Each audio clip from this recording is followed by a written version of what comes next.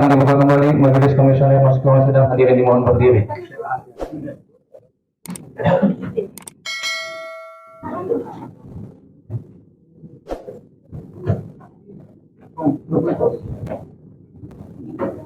Silakan duduk. Skor sidang saya cabut. Berikutnya kita akan pemeriksaan ahli terakhir dari pihak pemohon Bapak Yulianto Widiraharjo. Saya persilakan.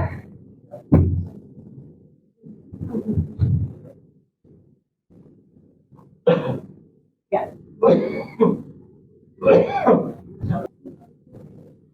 Ya, dikomunikasikan aja antar pihak ya, pemohon ya. Baik. Untuk ahli Pak Yulianto ya, sehat Pak? Ya, berkenan diambil sumpahnya. Muslim ya Pak ya? Ya. Pak Yulianto, mohon diikuti yang saya lafalkan. Demi Allah, saya bersumpah sebagai ahli akan memberikan keterangan sesuai dengan apa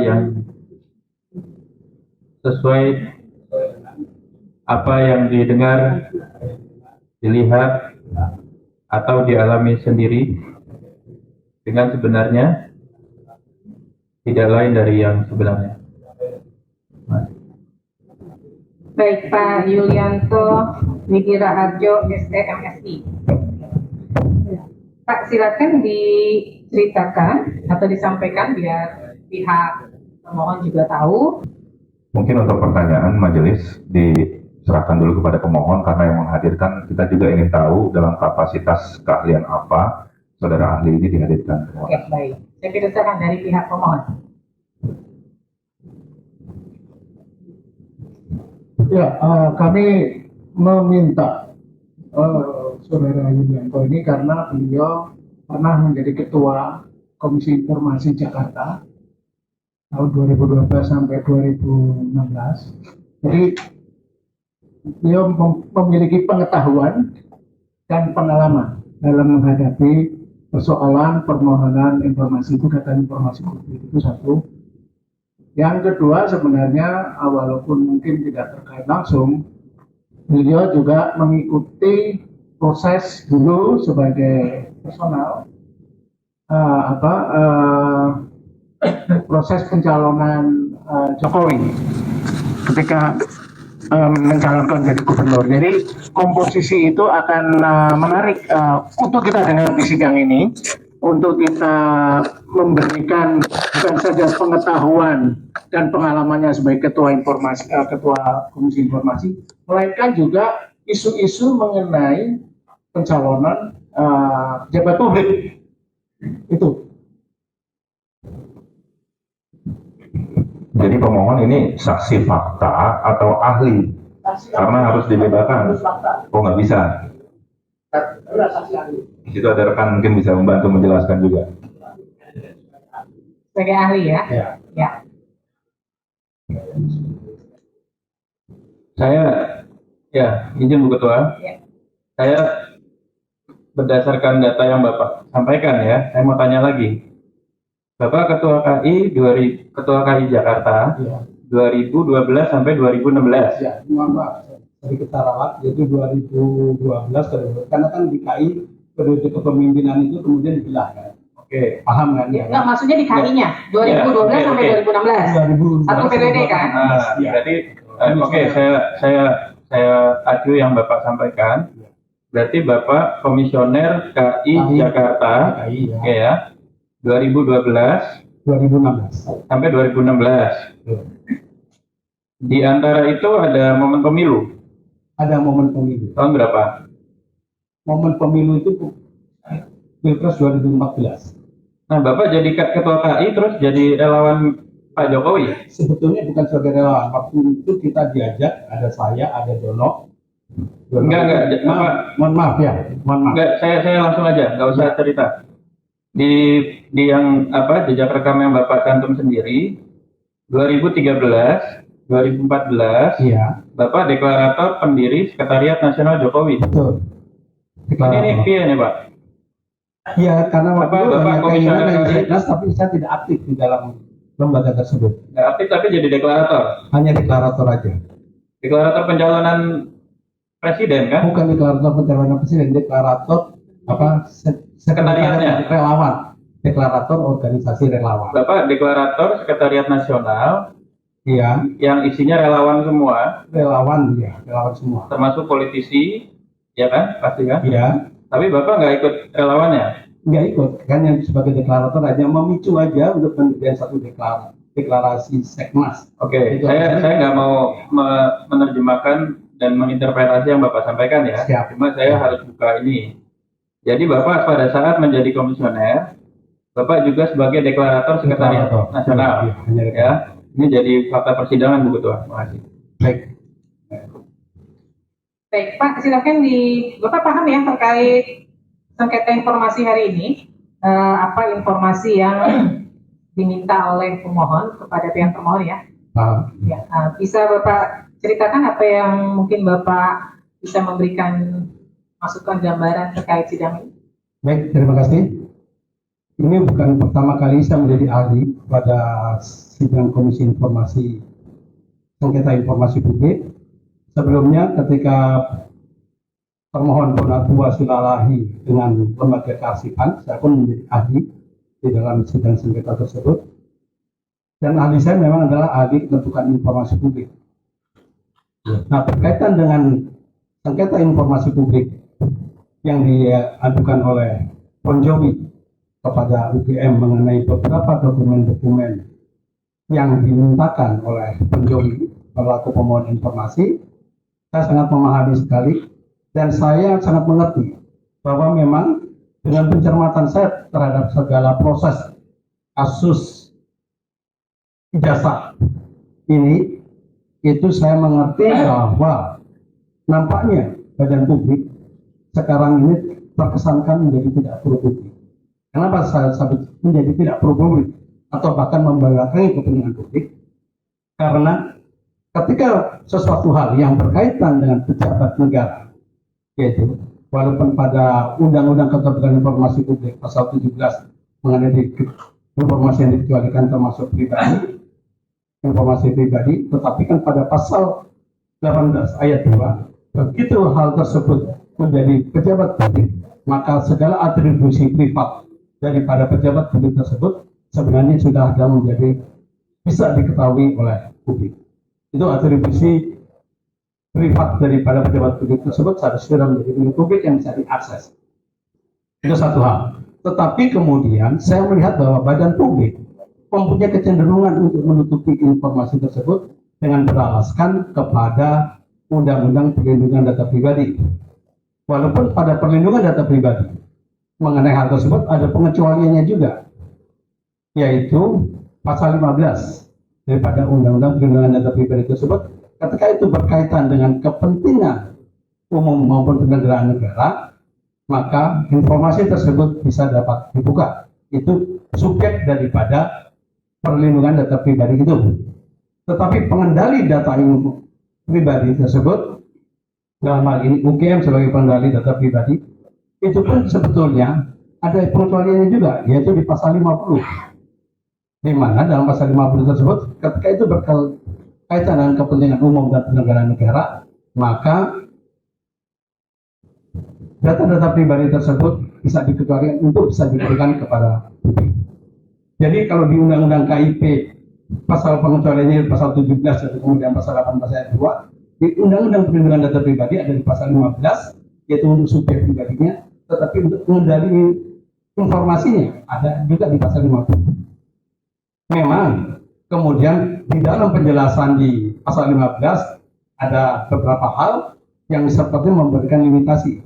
Tetapi perlu diingat bahwa dalam adendum hukum kita, ketika hal itu tidak dilarang, maka penjelasan itu sebetulnya bisa juga hal yang tidak dilarang tetap bisa sebagai tafsir dalam hal bagaimana data pribadi tersebut bisa diakses oleh publik. Kalau dalam pasal 50-nya malah jelas, begitu itu hanya cukup jelas, jadi sudah sangat jelas, tidak perlu ditafsirkan lagi. Itulah yang berkaitan dengan informasi-informasi di mana segala dokumen, ada 20 permintaan informasi yang diajukan oleh penjobi kepada termohon dalam hal ini UGM, itu sebetulnya secara kasat mata dan secara itu harusnya bisa diberikan, karena itu merupakan informasi yang terbenar. Dan perlu kita tahu juga bahwa kalau tidak salah ingat 2024 pun sebetulnya UGM itu pernah mendapatkan uang soal informatif dari KIP, dari Keterbukaan Informasi. Nah, tapi di sini kemudian paradoksnya, kenapa ketika dahulu menjadi lembaga publik yang sempat mengelola awal, tetapi sekarang malah menjadi lembaga publik yang tertutup untuk informasi. Mohon fokus penjelasannya kepada secara keahlian. Baik, siap. Terima kasih. Baiklah. Kalau karena itu maka itulah penjelasan sementara saya.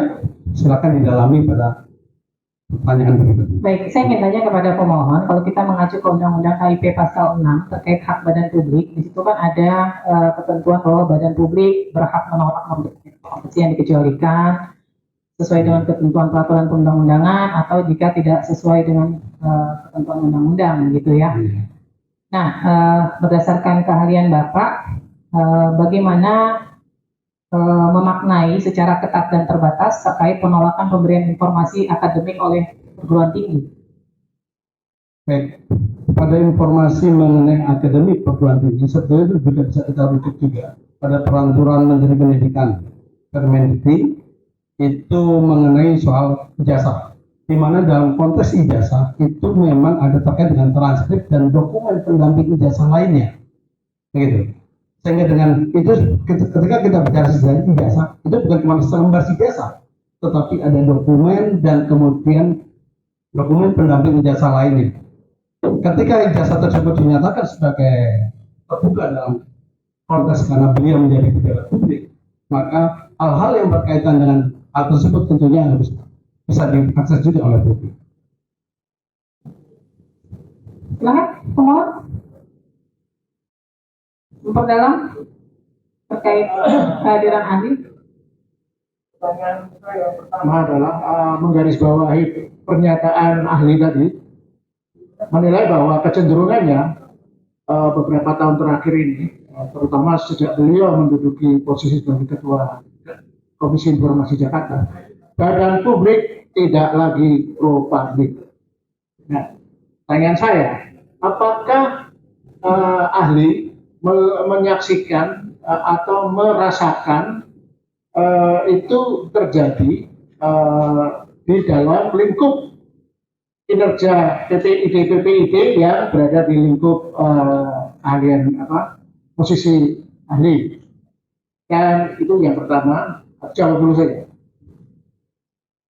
Baik, dalam konteks persidangan kali ini dan kemudian dalam konteks ijazah yang sengketa informasi publik dengan beberapa lembaga publik lainnya yang dilakukan oleh pemohon informasi bukan hanya penjobi, itu saya melihat adanya kecenderungan seperti itu, seperti lembaga arsip nasional. Itu pun juga punya alasan yang kemudian mengesankan mereka menutup-nutupi satu informasi. Karena saya 2 kali menjadi ahli dalam konteks itu, yaitu satu melawan Andri, satu lagi yang berdua dengan LKD, lembaga kearsipan daerah. Saya melihat kecenderungan seperti itu. Sedangkan di dalam undang-undang kearsipan sendiri itu secara jelas menyatakan bahwa ijazah ataupun dokumen yang dibutuhkan oleh pihak pemohon informasi dalam konteks ini sudah menjadi arsip statis, di mana arsip statis tersebut juga sudah mempunyai nilai guna sejarah. Nah, kalau nilai guna sejarah ini sampai tidak kemudian terpenuhi, karena ini nanti akan mengganggu kepada ingatan memori kolektif bangsa kita. Nah, dalam undang-undang kearsipan secara jelas itu menjelaskan bahwa arsip statis dalam konteks ijazahnya pejabat publik tersebut itu mempunyai hak nilai guna sejarah. Di mana hak nilai guna sejarah ini mempunyai kaitan dengan kepentingan kebangsaan kita, masyarakat kita, bahwa inilah perjalanan sejarah kita pernah punya gubernur bernama X, kemudian pernah punya presiden bernama X, ini dengan segala latar belakangnya. Oleh karena itu, maka Kalau kita merujuk kepada beberapa perundang-undangan, itu sudah secara jelas bahwa dokumen-dokumen mengenai pejabat negara tersebut itu adalah merupakan dokumen. Pertanyaan kedua terkait dengan substansi isu yang kita diskusikan di sini. Sebenarnya salah satu tujuan kami, Bon Jovi ini menggugat ke Komisi Informasi Pusat adalah ingin mengetahui kinerja PPID yang terkait dengan persoalan ini. Karena mengingat kontroversi kasus ijazah Jokowi itu sudah berjalan, setidaknya sudah berjalan tahun keempat ini. Dan kami prihatin kok negara tidak bisa menyelesaikan soal yang sedemikian mudah sebenarnya. Dari perbincangan diskusi tadi yang pertama, karena menurut kami memang tidak adanya keinginan kooperatif pertama dari pihak subjek mantan Presiden Jokowi untuk mendedahkan keaslian atau menjelaskan keaslian.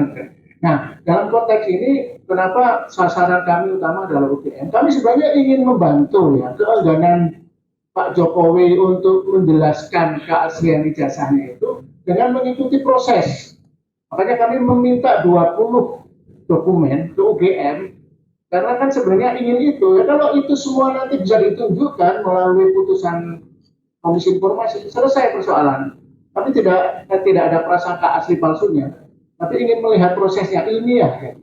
Nah, sayangnya sidang kelima ini dengan UGM, kami paling nggak pendapat saya itu kesan memang UGM karena mungkin asas kehati-hatian yang sebenarnya tidak ada itu, asas kehati-hatian di Undang-Undang Keterbukaan Informasi Publik, menurut kami tidak terlalu kooperatif ya. Contohnya adalah 20 dokumen yang kami minta tidak satu pun diberikan. Nah, menurut ahli sebagai mantan sebagai Ketua KI 2012 Jakarta 2012, mestinya ini opini ya. Apakah UGM seharusnya dalam kapasitasnya sebagai PPID, badan publik, memberikan info-info yang kami minta itu? Baik, terima kasih. Kalau bicara seharusnya, kita tetap aja harus merujuk kepada Undang-Undang Keterbukaan Informasi Publik, kemudian mengenai informasi yang dikecualikan dalam uji konsekuensinya harus merujuk kepada peraturan perundang-undangan lainnya. Dalam hal itu sebenarnya dari rujukan-rujukan beberapa peraturan perundang-undangan lainnya dan undang-undang tertentu jelas bahwa dokumen-dokumen yang dimintakan oleh Bon Jovi harusnya terbuka. Dan UGM harusnya punya kebanggaan karena salah satu alumninya bisa menjadi Presiden Republik Indonesia, di mana di situ juga merupakan sejarah. Nah, kalau kita merujuk ke Undang-Undang Kearsipan, bahwa dokumen-dokumen itu merupakan bagian daripada elemen sejarah yang harusnya bisa diakses juga oleh publik. Ya, itu kebanggaan yang UGM itu di situ. Nah, nilai guna sejarah ini menjadi sangat penting buat bangsa kita ini ke depan.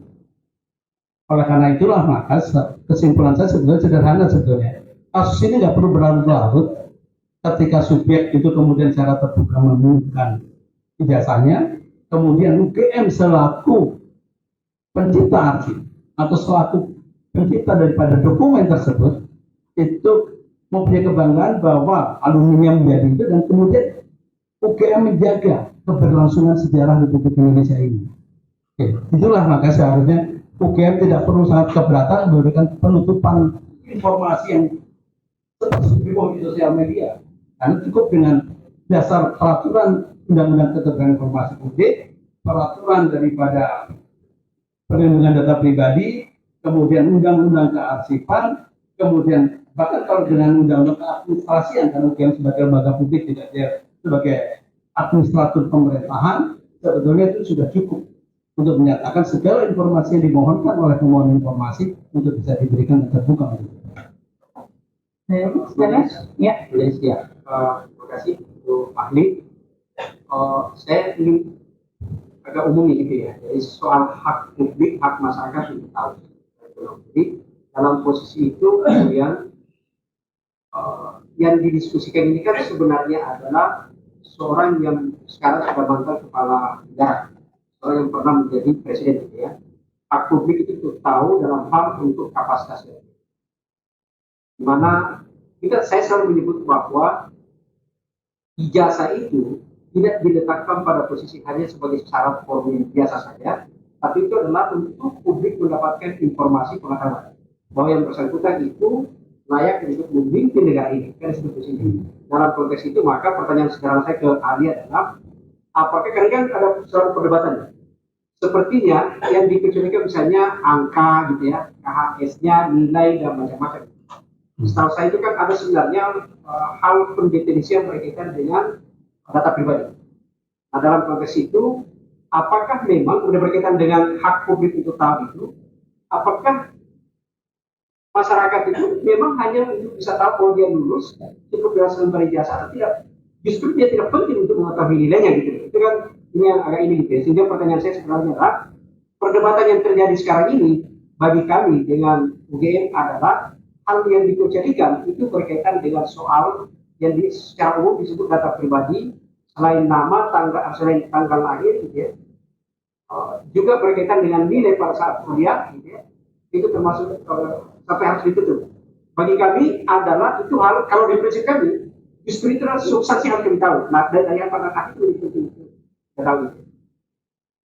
Baiklah, ini menurut pandangan saya sebagai ahli kebutuhan informasi publik, bahwa berbicara berkaitan dengan undang-undang perlindungan data pribadi, undang-undang perlindungan data pribadi itu kan sebetulnya mengklasifikasikan bahwa untuk data pribadi ada dua, yaitu yang sifatnya spesifik seperti kesehatan, biometrik dan lain-lain.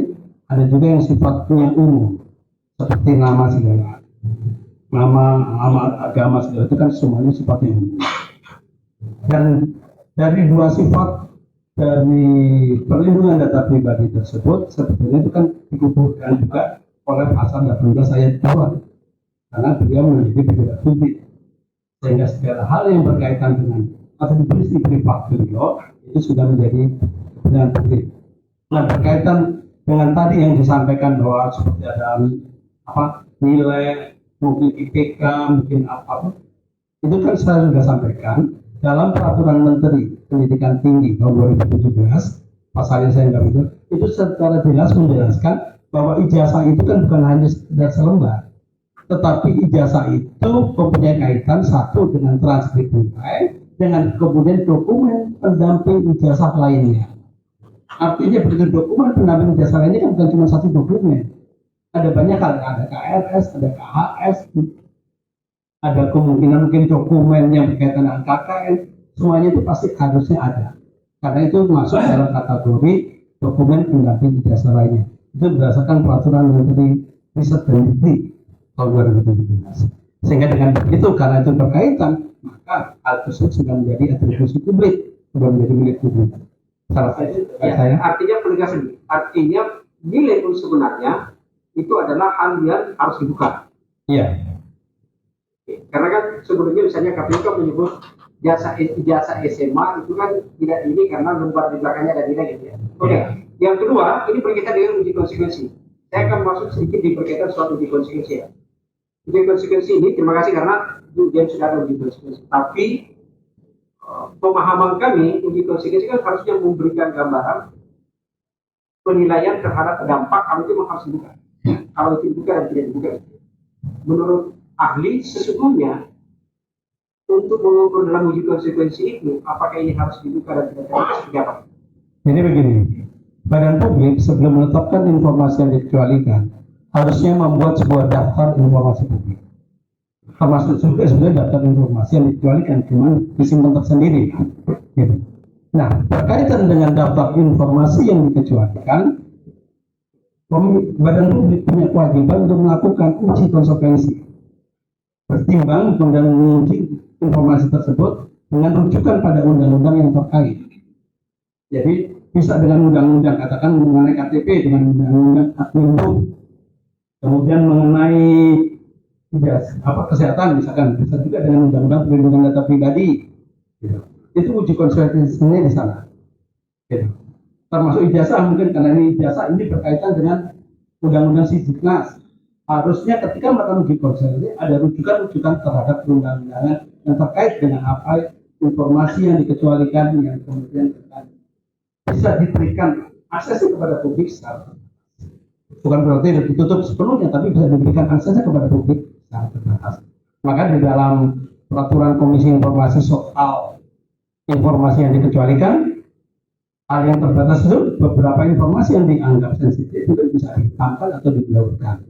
Syarat itu Pak, tadi Bapak mengatakan nilai informasi terbuka, jadi nilai itu informasi terbuka dalam konteks sebagai pejabat publik. sebagai pejabat publik. Iya, karena kan dalam pasal 18 sudah jelas disebut 18 itu ada pasal 1 jagat. Dan perlu diingat juga bahwa Pak Jokowi, bahwa itu sampai sekarang kan kita tidak mengenal istilah mantan presiden lagi. Presiden ke-7 itu tetap, karena dia masih tetap mempunyai hak untuk mendapatkan pengamanan dari negara. Nah, sejauh mana kemudian terkait perlindungan data pribadi, kapabilitas seseorang itu harus dilindungi gitu.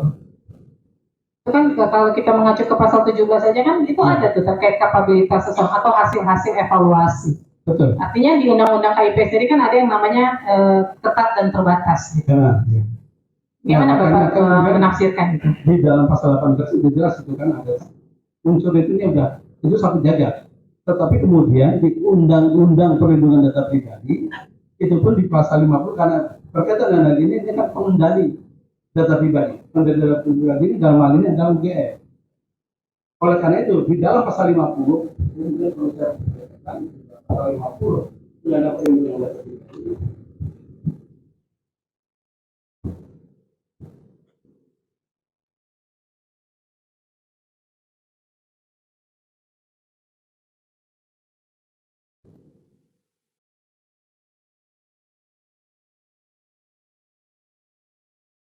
Kewajiban pengendalian data pribadi ini sebagaimana dimaksud dalam pasal 30, pasal 32, pasal 36, pasal 42, pasal 43 ayat 1 huruf A sampai dengan huruf T, pasal 44 ayat 1 huruf B, pasal 45, pasal 46 ayat 1 huruf A dikecualikan untuk A. Kepentingan pertahanan dan keamanan nasional, B. Kepentingan proses penegakan hukum, C. Kepentingan umum dalam rangka penyelenggaraan negara. Jadi dia bisa terkait dengan kepentingan umum dalam rangka penyelenggaraan negara.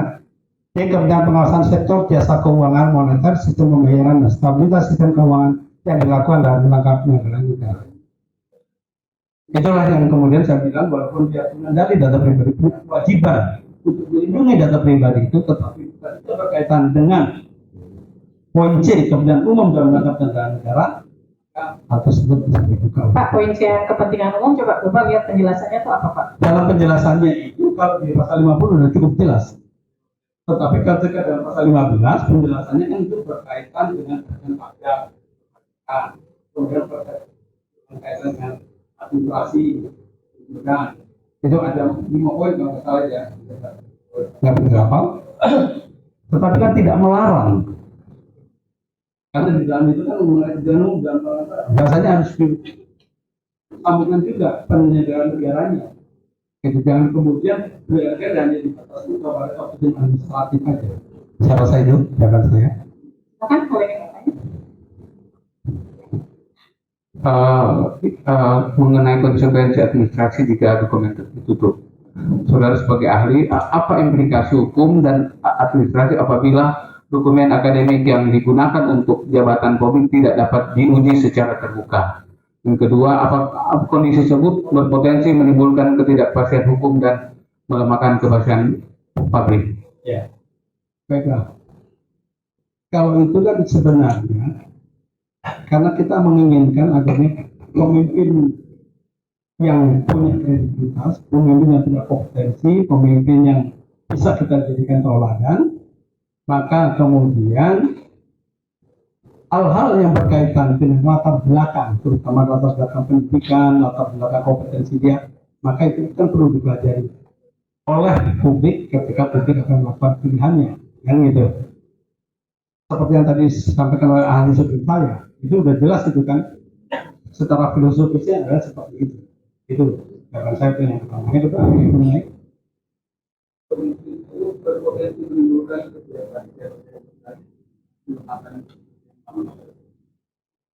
ya itu merupakan satu konsekuensi apabila itu tidak sudah dinyatakan tertutup, tentunya kan publik akan menjadi ragu-ragu dan public trust itu kepentingan publik bisa berubah menjadi ketidakpercayaan publik ketika hal-hal yang ditanyakan tersebut menjadi tidak terjadi. Jadi bukan cuma ketidakpercayaan publik terhadap sang pemimpin apakah yang mempunyai dokumen tersebut, tetapi ketidakpercayaan publik terhadap lembaga yang menerbitkan dokumen-dokumen pendukung ketika dia harus menjadi pejabat publik. Terima kasih. Ada lagi? Izin yang mulia, ingin melanjutkan yang pasal 15 tadi undang-undang PDP. Kan di pasal 15 terutama yang C ya, pengecualian itu untuk kepentingan umum. Namun saya tadi ingin melanjutkan yang pertanyaan hakim. Dalam penjelasan itu disebutkan, ini saya bacakan ya, yang dimaksud dengan kepentingan umum dalam rangka penyelenggaraan negara antara lain penyelenggaraan administrasi pendidikan, jaminan sosial, perpajakan, kepabeanan, dan pelayanan perizinan. Nah, pertanyaan saya adalah dalam penjelasan ini itu digunakan frasa antara lain.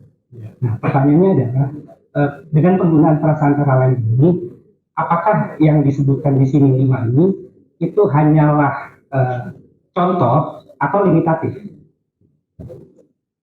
Itu bisa berupa tafsir. Satu berupa bisa ditafsirkan sebagai contoh, antara lain misalkan gitu, antara lain tafsir sebagai contoh, tetapi bisa juga ditafsirkan sebagai limitatif. Tetapi dalam konteks hukum maka saya bilang ketika hal-hal tersebut tidak dilarang, ya kan? Misalkan saya tiba-tiba nih saya ingin ke toilet, tidak ada larangan, saya hanya minta izin. Tapi ketika itu dilarang, maka itu tidak bisa. Nah, dalam hal ini maka kepentingan umum itu kan harus dibaca, bukan hanya kepentingan umumnya saja, tetapi kepentingan umum dalam konteks menjalankan negara ini. Ya. Jadi yang harus maka itu sifatnya adalah pasti. Artinya bisa saja di luar ini pun bisa. Bisa, ya, karena tidak dilarang. Ya, masih. Terima kasih. Kami mencatat ada 5 isu terkait dengan mengapa kami sampai ke sengketa ini. Isu pertama adalah kami mengkategorikan dokumen yang kami buka itu, yang kami minta itu atas 3 kategori. Yang pertama adalah dokumen yang berhubungan dengan akademik, dan semua dokumen itu dinyatakan oleh UGM sudah diserahkan ke Polda Metro. Kemudian yang kedua adalah dokumen yang berhubungan dengan permintaan legalisasi dan verifikasi dari pihak eksternal. Nah, jawaban dari UGM adalah tidak dalam penguasaan. Nah, ini interpretasinya seperti apa saya juga nggak tahu. Yang ketiga adalah permintaan terhadap yang berhubungan dengan SOP. UGM menyatakan belum ada. Nah, di sini saya agak bingung juga ya. Yang satu dinyatakan tidak dalam penguasaan, yang kelompok lain belum ada. Apakah karena yang kami minta itu adalah misalnya permintaan legalisasi, sampai sekarang ini belum clear. Apakah pernah ada permintaan itu, tapi UGM tidak memberikan, atau memang tidak ada pihak eksternal yang meminta itu kepada UGM. Nah, apakah wajar tidak ada permintaan legalisasi, sementara dari bukti yang kami terima, itu ada 3 legalisasi yang berbeda. Nah, yang kami tanyakan kepada ahli adalah, dalam hal ini interpretasi atau wajar atau tidak ini, dan seperti apa? Karena kami khawatir kalau ini disebut tidak dalam penguasaan, terus permintaan kami ditolak. Ini ada konsekuensi yang sangat besar ketika legalisasi dan verifikasi itu dinyatakan tidak dalam penguasaan. Dan begitu juga dengan SOP. Masa sih tidak ada, yang kami ini adalah kebijakan dan aturan. Memang di bawahnya disebut SOP, tapi kan bahasa itu sangat umum ya, kebijakan dan aturan. Dengan menyatakan belum ada, ini seperti menghindari dari tanggung jawab. Apakah wajar kalau badan publik menghindar dengan mengatakan yang kami minta itu tidak ada, yang kami minta itu tidak dalam penguasaan? Gitu. Terima kasih. Terima kasih. Kalau bicara soal tadi, SOP itu kan sederhana sebetulnya. SOP itu adalah kalau dipertimbangkan dengan kita itu jumlah judisnya. Tapi saya akan merujuk pada pertanyaan-pertanyaan sebelumnya bahwa apakah ijazah semua dokumen publik tersebut tidak dikuasai oleh UGM, mungkin aslinya tidak dikuasai. Tetapi UGM harusnya mempunyai salinan ijazah tersebut. Nah, kalau permintaannya adalah harus meminta ijazah asli, jawaban UGM menyatakan bahwa dia tidak menguasai ijazah, itu adalah benar. Tetapi kalau yang dimintakan adalah salinan ijazah dan segala halnya, nah itu UGM harusnya mempunyai salinannya. Ya. Itu yang berkaitan dengan soal salinan. Kemudian kalau kemudian apakah hal itu bisa diberikan atau tidak, ya bagaimana pihak PPID UGM merumuskan dalam konteks informasi mana yang bisa dikecualikan dan informasi mana yang bisa diberikan kepada publik. Itu yang berkaitan dengan soal permintaan dokumen, salinan dokumen yang kemudian dinyatakan tidak dimiliki atau tidak dikuasai oleh UGM. Akan menjadi aneh kalau UGM tidak mempunyai salinannya. Itu satu hal. Yang kemudian berkaitan dengan SOP. SOP itu kan pasti berkaitan persoalan dengan manajemen dalam lembaga publik tersebut. Nah, dalam konteks manajemen agar pelayanan publik untuk memberikan hal-hal yang dimohonkan oleh publik, tentunya badan publik harusnya menyusun SOP. Apapun namanya, bisa SOP, bisa cuplak atau bisa juknis, gitu. Dan tentunya ketika dia menyusun SOP, maka dia harus merujuk kepada peraturan perundang-undangan yang berlaku. Dan SOP itu ditandatangani oleh atasan PPID, sehingga bisa pelaksana PPID itu tinggal mengacu kepada SOP yang ada dalam konteks bagaimana mereka bisa melayani kepentingan publik dan melayani kepentingan pemohon informasi. Saya rasa itu jawaban saya. Sebenarnya ada yang belum dijawab, Ya, bahwa permintaan legalisasi dari pihak yang memiliki ijazah tersebut, UGM menyatakan tidak menguasai, tidak dalam penguasaan. nah kalau itu memang apa ya, mekanismenya agak ini berbeda-beda. Ada legalisasi yang dimintakan harus dengan surat. Ada legalisasi yang kemudian datang minta dengan fotokopi kemudian dicabut. Nah, dari UGM mekanisme mana yang diambil? Itu yang perlu kita tahu terlebih dahulu. Mekanisme mana yang diambil yang kebiasaan ada di UGM. Kalau mekanismenya dia adalah mekanisme yang harus ketika menyatakan memohon legalisasi harus dengan surat, mungkin surat dokumen permohonan legalisasi atas dokumen publik tersebut itu bisa jadi ada. Tetapi ketika mekanismenya orang yang berkepentingan untuk legalisasi hanya datang kemudian membawa fotokopi, di mana pihak UGM kemudian meneliti dari fotokopi tersebut ternyata oh benar dia adalah mahasiswa kita nomor ini kan tinggal dicek aja ya kan, maka kemudian langsung ya maka dokumen permohonan legalisasi kan berarti tidak ada karena orangnya hanya langsung datang. Tetapi apakah itu kemudian dicatat? Harusnya UGM mencatat siapa saja yang sudah melakukan permohonan legalisasi terhadap dokumen ini. Karena itu adalah mekanisme yang biasa kita tempuh dalam proses kita melakukan legalisasi. Nah, memang dalam persyaratan pejabat publik itu kan ijazah terakhir selalu diminta dengan legalisasi basah. Maka di situ kita bisa melihat apakah salinan ijazah yang ada kemudian katakan KPU itu sudah sesuai, maka kemudian KPU akan melihat, oh kan ada legalisasinya dia sesuai, walaupun harusnya tidak verifikasi oleh pihak KPU terhadap itu. Karena bisa aja kan namanya stempel legalisasi kan sederhana, bisa dibikin di pramuka itu stempel legalisasi itu kan, gitu sederhana. Tetapi nama pejabat yang melakukan legalisasi itu kan nggak bisa, itu baru. Maka menjadi aneh kemarin ketika, maaf agak sedikit menyimpang, ketika KPU menutup itu. Karena apa? Dalam proses legalisasi di Undang-Undang Kehakiman tidak jelas. Legalisasi satu dokumen itu harus ditandatangani basah oleh pejabat yang berwenang menangani legalisasi itu. Itu di Undang-Undang Kehakiman jelas. Pada saat itu. Sehingga ketika itu ditutup, maka kita akan sangat meragukan benarkah dokumen salinan dokumen yang dilegalisir itu sudah dilegalisir oleh pejabat yang punya kewenangan untuk melakukan legalisasi? Karena kan apalagi berapa kali periode kan, tentunya kecuali kalau orang yang prestasi kerja ini nggak bagus-bagus, makanya dia nggak pernah dimutasi, nggak pernah promosi, dia 15 tahun di situ aja ya, jadi soal tersendiri. Tetapi pada prinsipnya hal-hal seperti itu harusnya kemudian Lagi? Ya, terima kasih. Kita terbuka saja ya. Perdebatan ini kan sebenarnya karena berbeda kasus biasa itu benar asli atau benar palsu. Tidak ada. Supaya kita dalam posisi itu maka kemudian UGM melalui rektor itu kan sudah menyatakan ini asli.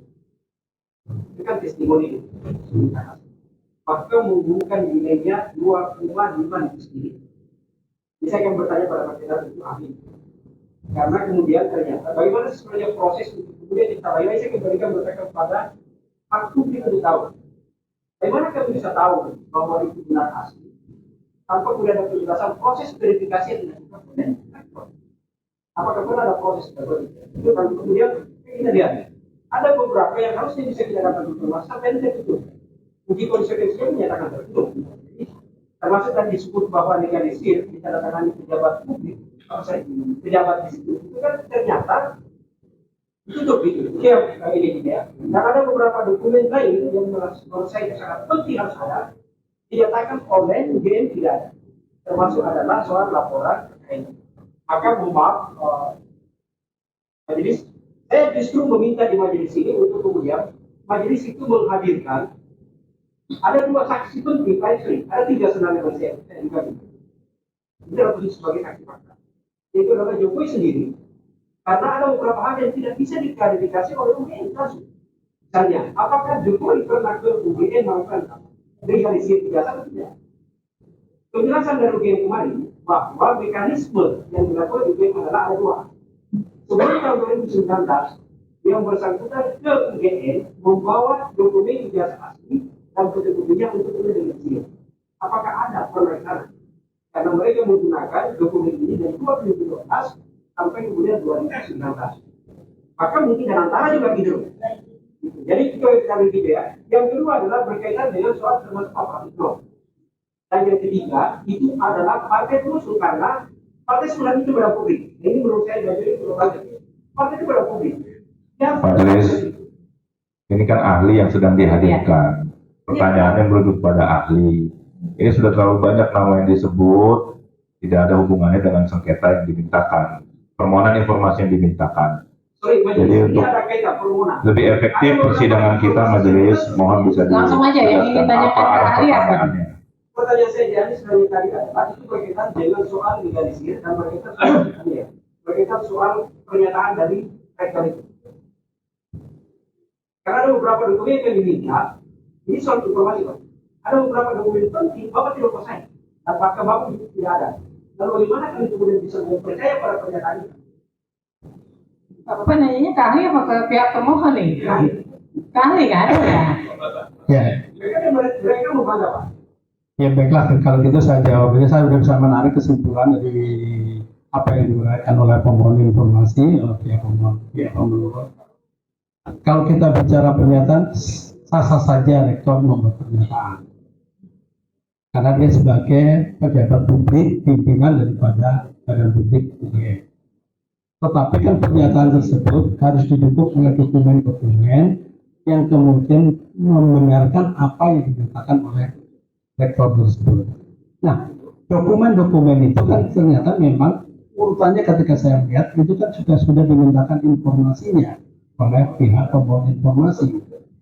Nah, tinggal dari jawaban daripada pihak UGM ketika permohonan informasi berkaitan informasi publik yang dimohonkan seperti yang tadi saya utarakan itu agak terbuka, ya silakan diberi. Adapun kemudian penelitian mengenai apakah yang disampaikan rektor itu benar atau tidak, silakan dinilai dari jawaban dan dokumen informasi publik yang diberikan oleh pihak pemohon informasi publik kepada pemohon informasi publik.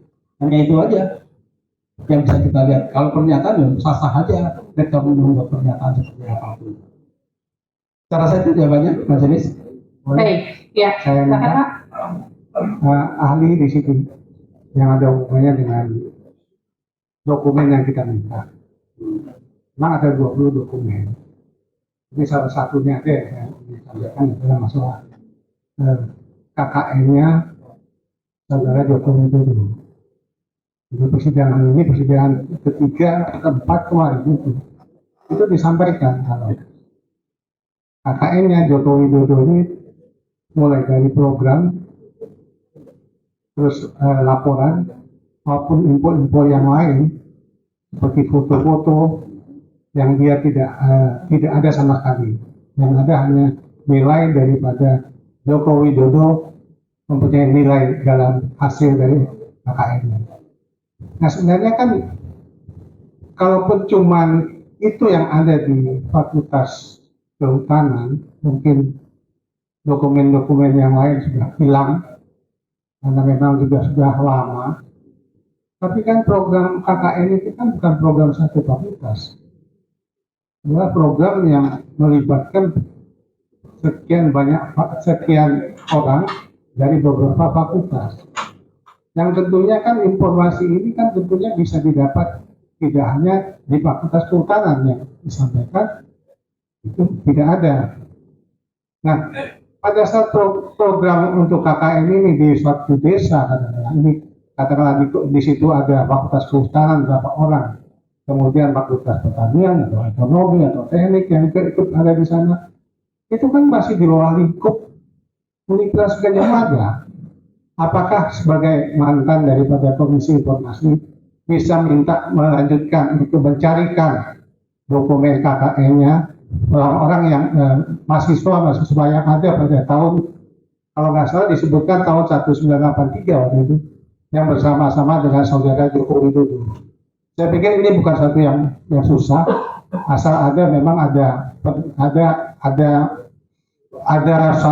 satu permintaan ya dari satu tentunya di informasi Komisi Informasi ini untuk meminta Universitas Gadjah Mada untuk mencarikan dokumen yang hubungannya dengan saudara Joko Widodo ini terkait dengan teman-teman yang lain di fakultas yang lain. Apakah ini juga bisa dilakukan, saudara ahli?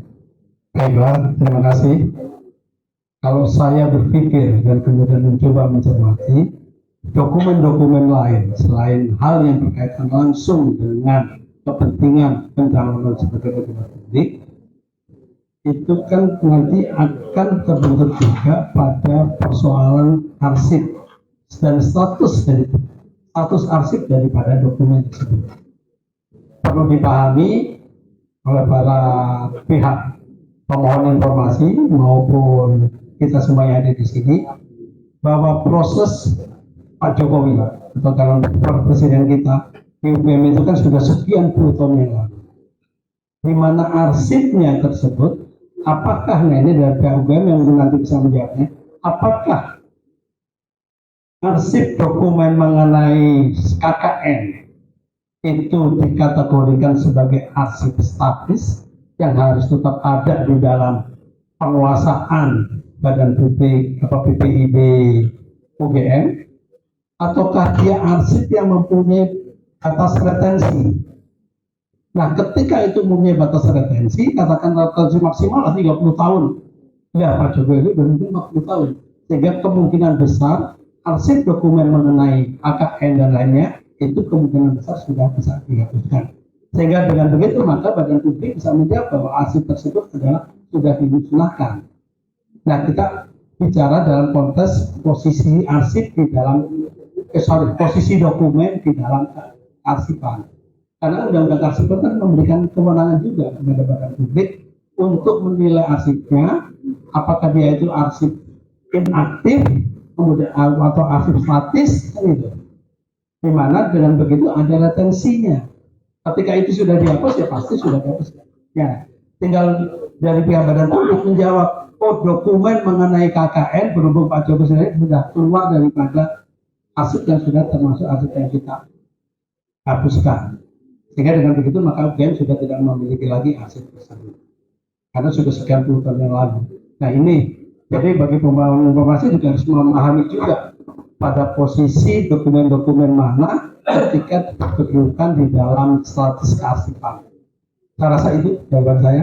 Bu, Ya, Satu lagi ya? satu lagi singkat saja ini untuk majelis. ya. Majelis kami ingin bertanya, apakah kami bisa memohon agar majelis mengundang Saudara Jokowi dan Pratikno sebagai mantan Rektor UGM untuk hadir sebagai saksi fakta? Karena kita ngomong dokumen seolah-olah orang-orangnya sudah tidak ada dokumen yang lama, tapi kan orang-orangnya sudah ada, sehingga mungkin bisa diperiksa. Dan kalau itu bisa dilakukan oleh majelis KI, ini menjadi sejarah di Indonesia. Terima kasih. Ya, kami sudah mendapatkan informasi itu dari Panitra sebelumnya dan kami sudah memutuskan tidak, karena tidak ada relevansinya, gitu, ya. Karena yang disengketakan dalam hal ini UGM dan seluruh pertanyaan yang dibutuhkan sebenarnya sudah di persidangan sebenarnya sudah direspon dan dijawab oleh UGM sebagai pihak termohon. Nah, yang saya ingin tanyakan kepada ahli, sepengetahuan ahli, apakah KHS dan nilai itu menjadi syarat resmi dalam mengajukan untuk jabatan publik? Saya rasa tidak. Di dalam jabatan publik biasanya yang dipersyaratkan adalah ijazah terakhir dengan legalisir. Tidak ya? Iya. Kemudian apakah, ini kan kalau kita bicara KHS yang mungkin juga dilampirkan ya, mungkin sebagai bahan lampiran saja, atau ijazah yang SD, SMP, SMA yang dibaliknya itu ada nilai. Iya. Kalau itu kemudian dilampirkan tanpa nilai, ijazah SD, SMP, SMA, apakah kemudian mempengaruhi? Seperti ijazah, sepengetahuan saya ketika ijazah kan nilainya ada di belakang itu kan. Sehingga legalisirnya adalah pasti itu berkaitan juga dengan legalisir nilai yang ada di dalam ijazah. Ya, nah ketika berkaitan tadi Seperti mungkin seperti transkrip nilai. Kalau ijazah Ya. SMA kan bisa diwakili. Nah, ketika ijazah ketika nilai kemudian tidak menjadi syarat resmi untuk jabatan publik, apakah kemudian dia menjadi informasi terbuka yang harus dibuka oleh pejabat publik kepada masyarakat gitu? Kalau kemudian itu menjadi informasi terbuka, nah sebatas mana kemudian pejabat publik juga punya hak terhadap informasi pribadinya? Karena kalau kita bicara keterbukaan informasi itu tidak telanjang. Ya, ada batasan-batasan juga terhadap pengecualian gitu. Nah, sejauh mana kemudian informasi terkait data pribadi pejabat publik itu dilindungi? Informasi yang dikecualikan kan juga tidak berarti publik tidak boleh mengakses. Mungkin disitulah yang kemudian ada keseimbangan dalam konteks untuk melihat nilai tersebut. Karena ini kan berkaitan dengan kepentingan publik untuk mengetahui tingkat kompetensi atau seberapa kredibel, seberapa kompeten calon pejabat publik tersebut. Ya. Sehingga dengan begitu maka soal katakan transkrip nilai atau nilai apapun itu yang berkaitan dengan menunjukkan daripada kompetensi atau tingkat intelektual pejabat publik itu tentunya bisa diberikan akses, tetapi kan tidak bisa secara terbuka. Nah, itu yang kemudian ada keseimbangannya di sana. Membuatnya misalkan umuman informasi, katakan Bung Jogi ingin melihat, silakan dilihat, gitu. Tetapi itu kan bukan berarti semua orang umum itu kemudian boleh melihat.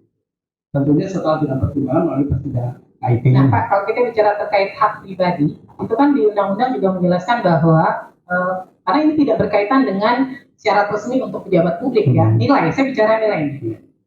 Nah, ada aturan di undang-undang KIP juga yang menyatakan harus dengan izin dari yang bersangkutan, gitu. Nah, bagaimana kaitannya dengan ini? Gitu.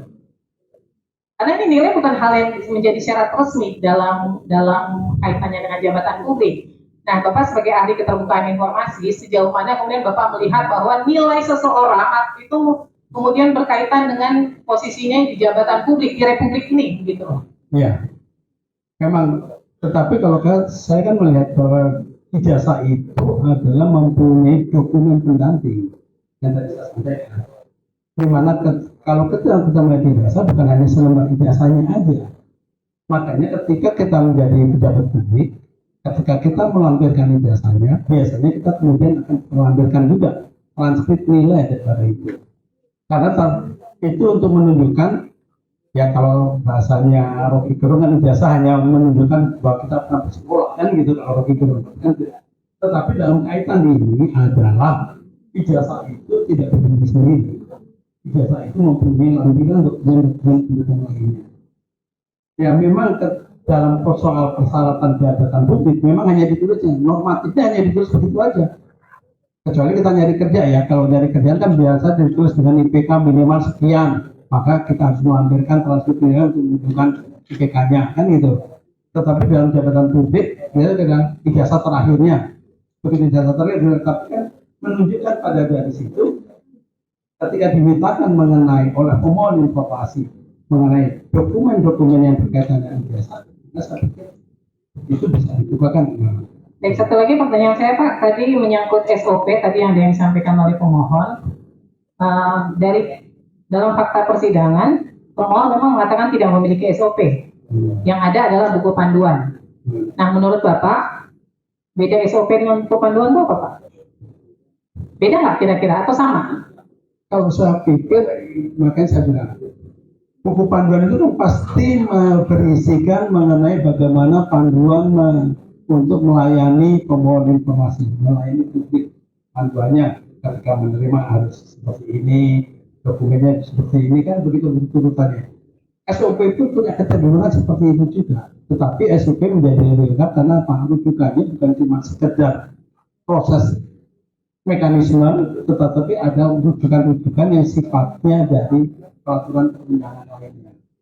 Nah, makanya kalau buku panduan saya lihat itu hanya sekedar bagaimana mekanisme atau alur untuk pelayanan publik. Tetapi ketika SOP itu setiap alur layanan publik harus ada dasar hukumnya. Gitu. Maka kemudian di dalam birokrasi biasanya kan munculnya adalah berupa cuplak ataupun petunjuk pelaksanaan dan petunjuk teknis, di mana konsiderannya adalah mengenai rujukan terhadap peraturan perundang-undangan yang dirujuk dalam penerbitan cuplak dan cuplak. Baik, pihak pemohon ada yang ingin ditanyakan? Silakan.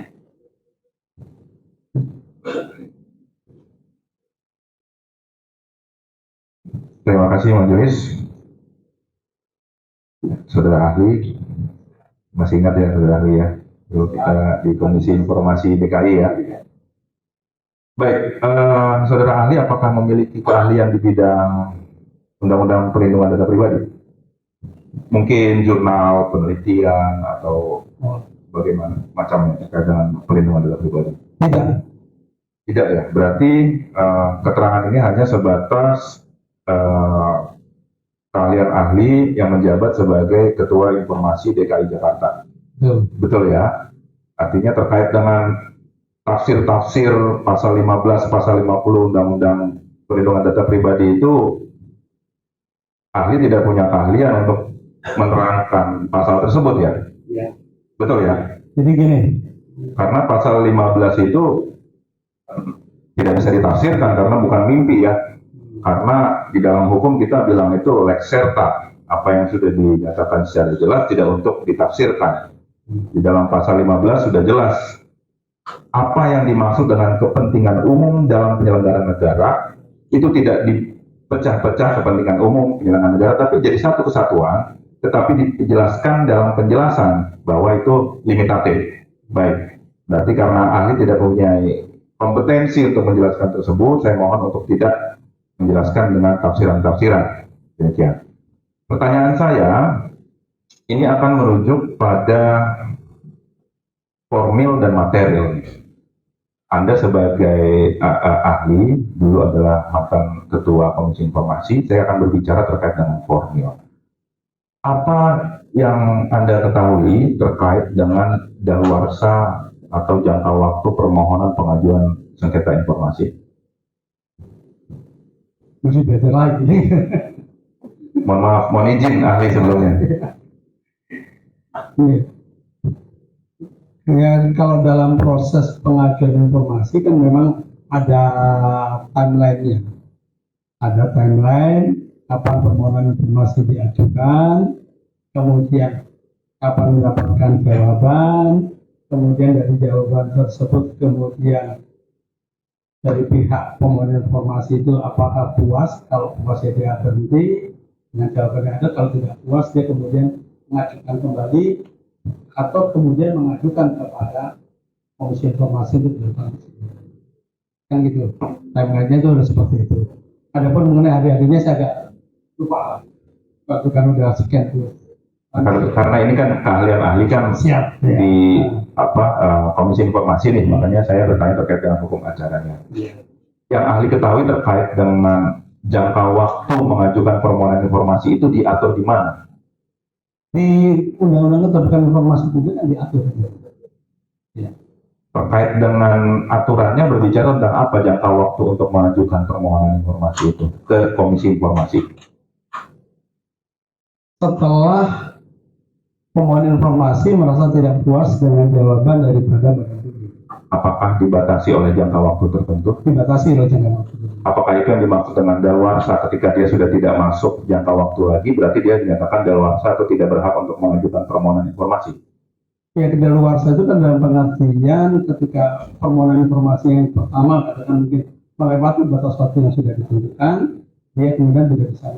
Tapi kan dia bisa mengajukan ulang dalam hal Baik, berarti seharusnya diajukan ulang. Tetapi dari sudut pandang peraturannya sendiri, saya bantu ya, ahli itu ada di dalam perki.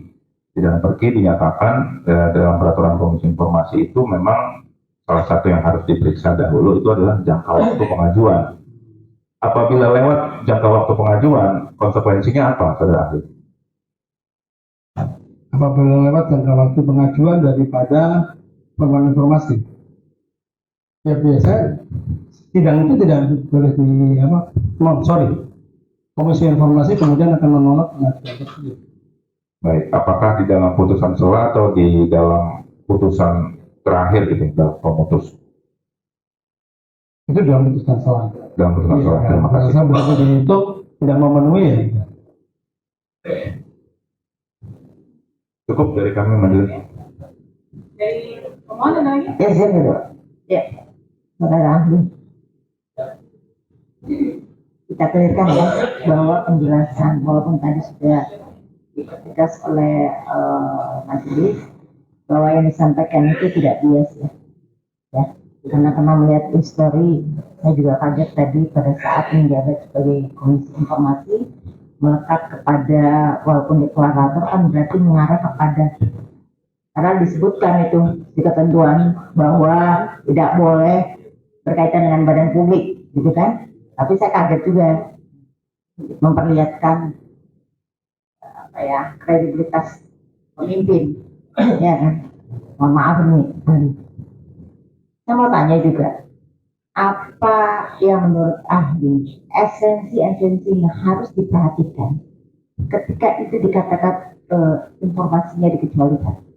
Karena bisa saja di satu sisi badan publik juga mengatakan informasi dikecualikan, tetapi mungkin secara ketentuan itu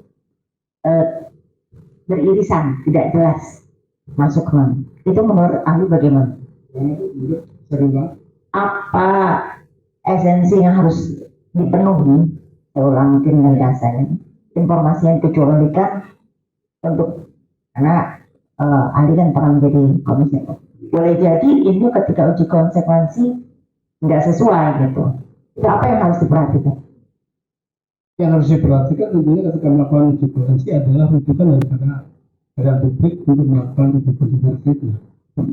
Ya kan seperti tadi saya pernah sampaikan bahwa untuk badan publik itu kan dia harus menyiapkan daftar informasi publik yang tersedia oleh PPD, dan kemudian tentunya ada hal lain selain daftar informasi, tentunya ada informasi publik yang dikecualikan. Iya.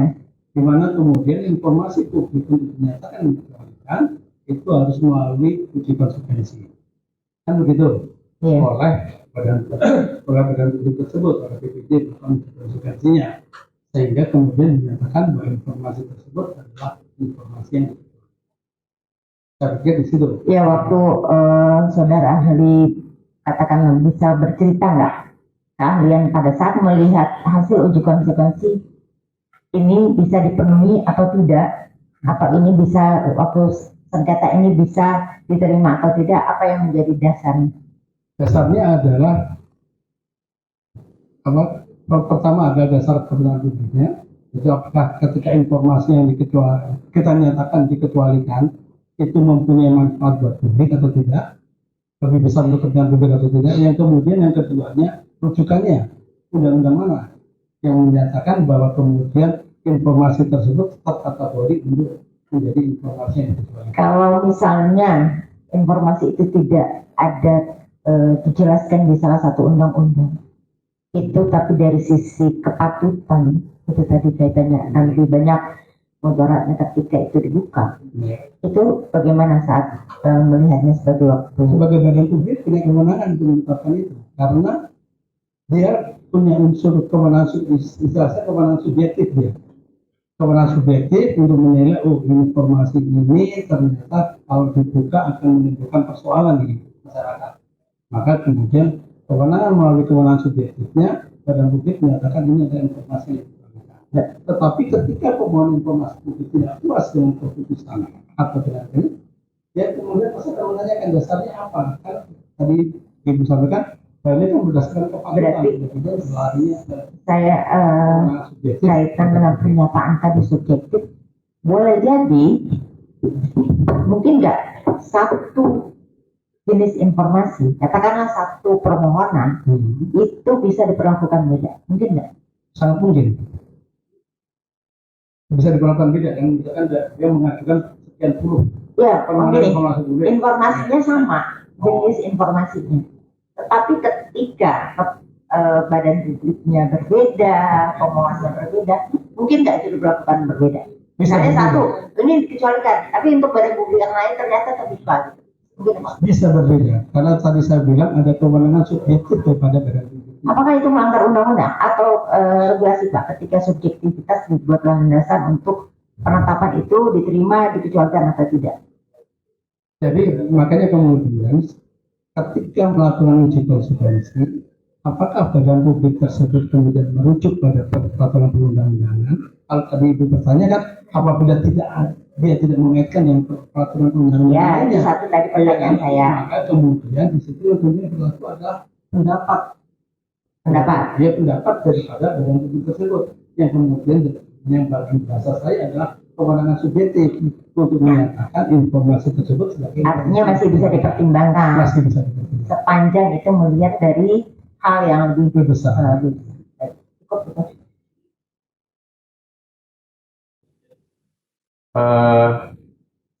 Ini memang soal integritas ini saya concern sekali ya, meskipun di kami belum ada perbincangan, tapi saya tidak bisa menahan kalau melihat profil saudara saksi, gitu ya. Ini harus saya sampaikan. Saudara ahli, habis jago semua gitu, jadi saya bingung saksi ahli. Jadi gini, Bapak, ini saya terus terang saya baru baca profil Bapak, ini baru ya, saya nggak kenal beliau, ya. Tapi saya kaget lihat profilnya. Bapak saya belum pernah kenal Bapak senior saya dulu di KI Jakarta setelah periode Bapak, tapi saya baru ketemu Bapak sekarang. Bapak jadi komisioner itu kan menandatangani fakta integritas, iya kan? Bapak saya lihat di time series-nya itu, ya tadi jadi deklarator tim Pak Jokowi. Saya nggak baca Jokowi karena saya terbiasa sebut nama pakai Pak ya Pak. Jadi deklarator pada saat jadi komisioner. Komisioner itu pasti ada program memonitoring dan mengevaluasi badan publik yang ada di lingkungan DKI. Termasuk gubernur pada saat itu. Gubernur pada saat itu Pak Jokowi. Iya. Iya kan? Terus Bapak tiba-tiba jadi deklarator dukungan politik. Ya kan? Terus Bapak sekarang menggugat soal ijazah. Ijazahnya waktu itu. Ya maksud saya gini, Bapak terlalu membingungkan. Sebagai seorang saksi, sebagai seorang ahli, bicaranya seperti pihak. Saya mau bilang begitu ya, tapi saya beneran slip of tongue gitu. Jadi gini, Bapak kan memonet gubernur, ada OPD yang Bapak monet, ada badan publik termasuk diantaranya KPU DKI, yang setali nih, satu renteng sama UGM di registernya Ibu Leoni DKK ya. Ini terus terang jadi membingungkan gitu Pak. Bapak waktu itu terlibat dalam satu proses politik praktis, posisinya sebagai komisioner, ya, itu nggak bisa di-split tuh Pak. Bapak waktu itu ketua lagi, ya. Ya waktu itu Bapak dukung salah satu pimpinan badan publik di lingkungan yang Bapak monitor. Jadi sebelum saya bicara sama ibu-ibu terhormat majelis, Bu Ketua, Bu anggota majelis, saya izin menyampaikan ini secara terbuka. Karena ini fakta persidangan, saya tidak bisa menerima persaksian Bapak sebagai ahli. Gitu. Tapi dengan segala hormat saya kepada Bapak, ya, senior, yang sudah sangat berjasa di Komisi Informasi, tapi di persidangan ini nggak bisa. Mungkin di persidangan lain saya ini, ya. Dan Ibu Bapak ini juga mengikuti saya di persidangan sebelumnya, tahu gimana saya ya. Saya nggak ada urusan apa-apa. Jadi saya susah gitu. Kalau nggak ngomong gini saya susah. Tapi Bapak dengan segala keahlian Bapak, mungkin di persidangan lain, di register akun lain, oke. Saya juga menghormati pandangan-pandangan Bapak, termasuk yang terakhir, meskipun yang terakhir ada perspektif lain, perspektif 13 ya. Perspektif 113, Bapak waktu itu belum muncul perginya. Belum. Iya, jadi nanti mungkin ada Ibu Ketua. Cuma saya menggunakan kesempatan dan hak saya sebagai majelis, sebelum ada perbincangan, saya nggak mau pandangan Bapak masuk ke pertimbangan putusan kami. Ini dengan segala integritas yang saya punya. Terima kasih. Ya, ada lagi dari, saya rasa cukup kali ya. Cukup ya, kita masih ada 4 sidang lagi kami ini. Jadi, Baik, terima kasih Bu Ketua. ya tidak berlarut-larut. Ya, kalau saya mesti tarik nafas dulu soalnya. Iya. Ada 2 orang kok di situ. Ya, jadi saya ucapkan terima kasih kepada Pak Yulianto sudah berkenan hadir untuk memberikan kesaksian sebagai ahli pada persidangan hari ini. Saya persilakan untuk kembali ke tempat. Ini KTP-nya saya kembalikan Pak ya. Ya udah selesai.